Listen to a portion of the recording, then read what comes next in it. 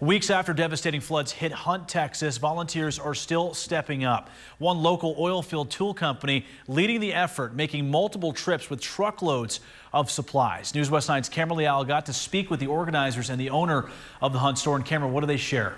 Yeah, Alex, days after the catastrophic flooding in Texas, towns like Kerrville got the resources and aid, but neighboring communities like Hunt were left behind. Weeks have passed, but the needs haven't. Take a look. In Midland, one oilfield company didn't wait to be asked. Wildcat Oil Tools launched a donation drive, and it hasn't stopped since.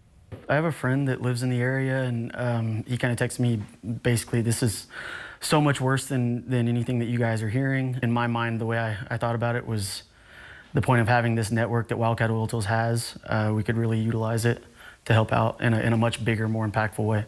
And the very next day, West Texans delivered. Any of our operators, vendors, anybody that knows any of us, reach out. We're going to stage at this location and drop off anything that you want to donate. At this point, we didn't really have a donation list other than what the Salvation Army had put out as needs. And I think within a few hours, we had people dropping stuff off by the truckloads. And by the time we left 24 hours later, we'd had 10 truckloads of donations dropped off. The 4-hour drive to Hunt wasn't easy, but that didn't stop them. The first time I went down, in my head, I had imagined coming down with this big trailer full of donations. And the first day there, I realized that wasn't going to be possible because the roads were so clustered with debris and other work vehicles. So I had several other employees volunteer to make the drive down with me and have continued driving back and forth to drop off supplies all week. And what they brought was exactly what was needed. Hunt was really grateful because they had largely been left out of the media coverage at that point.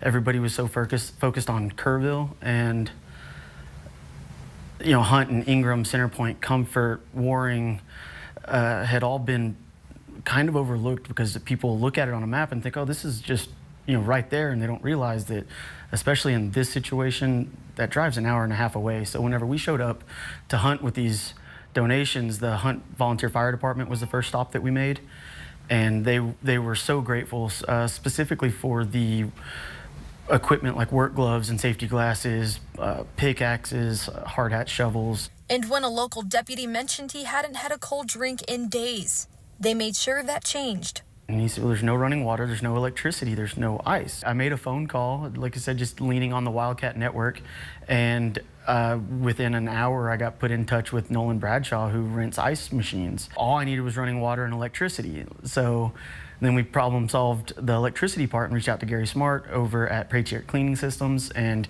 he said, man, I've got a brand new generator that's never been used. You can have it. The heart of the effort was the Hunt store and its owner, Haley Lerman. I can't even tell y'all, thank y'all enough, showed up in so many ways. I know that Cole Fraser reached out, probably Wildcat Tools. They're just been amazing. A flooded town, a West Texas company, and a reminder that helping each other is just who we are. These guys drop what they're doing to help, and they're constantly working in our BOP bay or getting these annular accumulator trailers ready to go, working on these BOPs, and they drop everything to help. I think the Wildcat BOP Hub definitely deserves a big round of applause from me personally for helping as much as they have.